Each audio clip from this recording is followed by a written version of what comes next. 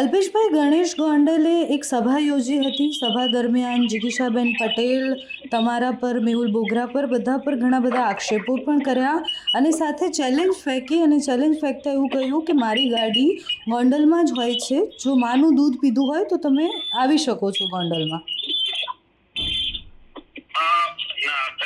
સભામાં બે વાતો છે. એક તો જે અમારા નામની વાતો કરીએ, બીજું ગોંડલમાં આવવાનો પડકાર. અને ગોંડલમાં પહેલા તો પોતાના જ 20-30 ગાડીઓ લઈ અને બીજા ગામોમાં જઈને મીટિંગો કરી અને જે 14 યુવાનોની વાત કરી છે, તો 10 વર્ષથી ક્યાં હતા? તમને 10 વર્ષે પાટીદાર સમાજના યુવાનો યાદ આવ્યા તો 10 વર્ષથી તમે ક્યાં હતા? એટલે એ પાટીદાર સમાજની જે બાબત છે 14 યુવાનોની, એમાં સમાજે અમને સર્ટિફિકેટ આપ્યું છે. ગોંડલના સર્ટિફિકેટની મારે કોઈ જરૂર નથી. અને વાત છે ગોંડલ આવવાની ને બાનું દૂધ પીધું છે કે નહીં, તો એ આવનારા દિવસોમાં અમે જશું અને એની જેમ 5-10 બોડીગાર્ડ રાખીને એને એકલા વગર સુરક્ષાએ જશું.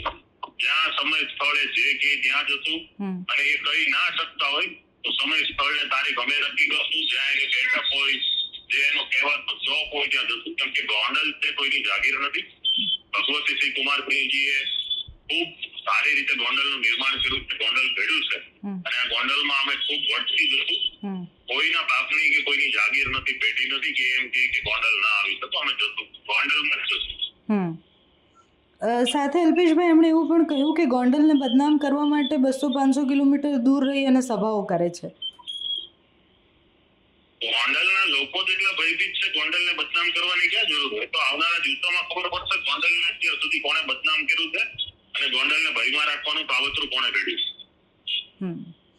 અને આ લડાઈ તમને શું લાગે છે ક્યાં સુધી પહોંચશે? કારણ કે આવી રીતના આક્ષેપ પ્રતિ આક્ષેપની ગેમ ક્યાં સુધી ચલાવશો? આ કોઈ એવી લડાઈ નથી. અમારો આશય તો ખાલી સમાજની એકતાનો છે, સમાજના કાર્ય કરવાનો છે. વિનોભાઈ સિકરિયાની પ્રતિમા સ્થાપનના હેતુથી અમે સુરતમાં મીટિંગ કરીએ છીએ. એમાં એને એટલા બધા મરચા કઈ રીતે લાગે? એમાં એને શું લેવા દેવા છે? અને એવું કે ગોંડલમાં અમે છીએ, અમારો પરિવાર, એના સિવાય કોઈ નહીં. તો એવું કોઈ ગુજરાત સરકારે કે ભારત સરકારે કોઈ એવો પરવાનો નથી આપી દીધો કે એના સિવાય કોઈ નહીં. એના સિવાય બહુ બધા છે અને આવશે. આવનારા દિવસોમાં ગોંડલમાં બહુ બધા આવશે. ઠીક છે અલ્પેશભાઈ, તો તમે ત્યાં સભા કરવાના છો ગોંડલમાં? હેલો જી અલ્પેશભાઈ, તમે ત્યાં સભા કરશો ગોંડલમાં? હા, ત્યાં કે ત્યાં કરશો, એમ કે અહીંયા કરો ત્યાં કરશો. એને નહીં બોલે તો અમે અમારી રીતે કરશું.